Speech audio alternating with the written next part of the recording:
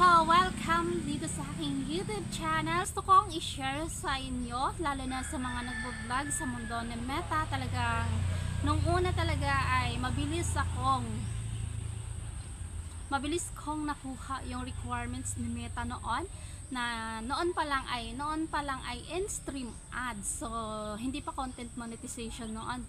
So, in-stream ads. So, mabilis ko lang nakuha yung requirements ni Meta. So, yun na nga ay dumating na yung time na pwede na ako mag-apply sa in-stream ads. Dahil nga sobrang excited ako syempre at maranasan ko din yung pakiramdam na masaya. So, maranasan ko din na ma-monetize sa aking Facebook page. So yun na nga, dahil sa sobra kong excited at hindi ko tiningnan na kung may mga violation ako, so diretso apply ako agad sa in-stream ads. So yun na nga, kinabukasan ay reject talaga ako. So pero hindi ko yun dinibdib, so nag-go pa rin talaga ako, so nag-i-enjoy pa rin ako sa pag-upload. So nagkaroon ako ng violation dahil sa words sa ata na yung sa title.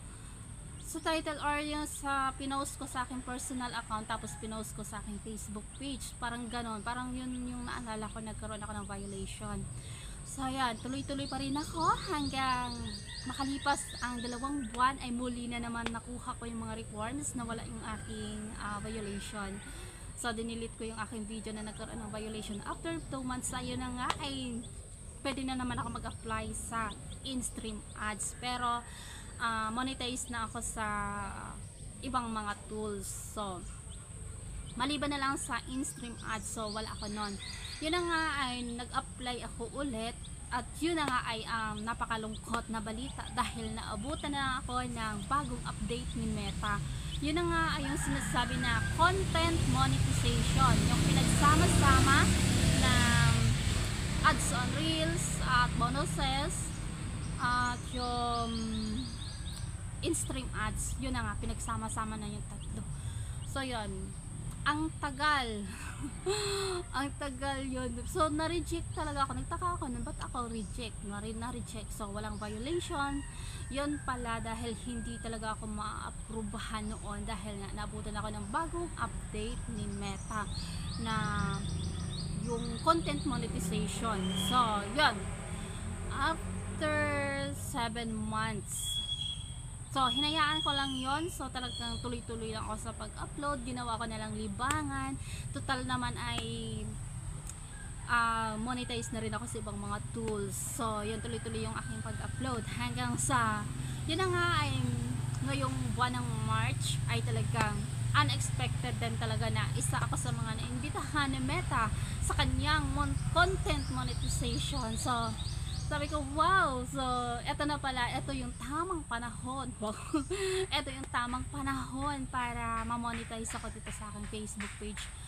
So yun nga lang, ang problema, ang nakakalungkot na pangyayari ay dahil nga marami na talaga yung mga nagbablog sa mundo ni Meta, ay mas bumaba ang kitaan ngayon sa mundo ni Meta dahil marami na talaga nagbablog, siguro dahil nalulugi na si Meta.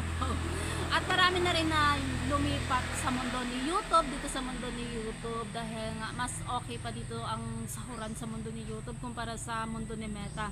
Pero kung talagang magsisikap ka, kung magtsatsaga ka lang, yung mga sinasahod mo ngayon na pakunti-kunti sa mundo ni Meta ay lalaki din yan. Kaya go lang kayo ng go. So enjoy lang kayo sa pag-upload, enjoy lang kayo sa pag-vlog sa mundo ni Meta.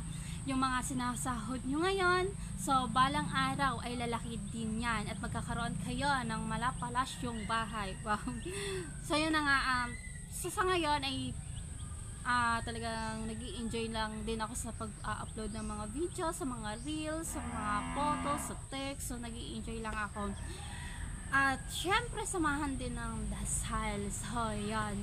At nagpapasalamat ako sa lahat ng mga sumusuporta sa akin, sa aking YouTube channel, maging sa aking Facebook page. Talagang sobrang ko na-appreciate yung inyong pagsuporta sa akin. Maraming salamat sa aking fans sa Facebook page, Mr. Cooker. So hindi ko maano yung apelyido, hindi niya tunay na pangalan yun. So sa aking YouTube channel naman ay maraming maraming salamat sa aking mga fans, kay Mr. Andrew Anderson ng North Carolina, USA. Sa kabila ng iyong mga kabisihan ay talaga sumusuporta ka pa rin sa akin. At kay Mr. Dreamium Diego ng Spain. So, thank you Mr. Dreamium Diego ng Spain. Talagang na-appreciate ko yung iyong pagiging mabuting kaibigan mo sa akin. So, masarap lang sa pakiramdam na nagkakaroon ako ng mga kaibigan sa iba't ibang bansa. At kay Mr. DJ Menang Morocco, maraming salamat. At sa mga hindi ko nabanggit, maraming salamat sa inyong lahat sa walang sawang pagsuporta sa aking YouTube channel. So, thank you so much. Wow.